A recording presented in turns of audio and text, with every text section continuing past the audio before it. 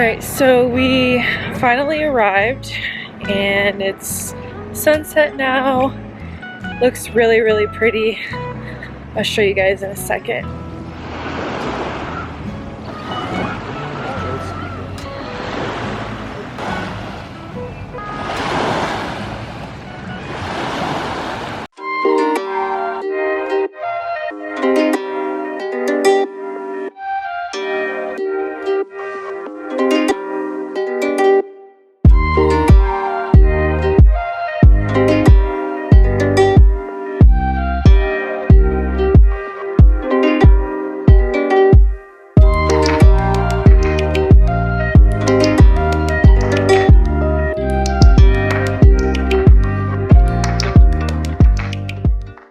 Alright, so we've made it to Zephyr Cove and we're gonna go paddle boarding and swimming.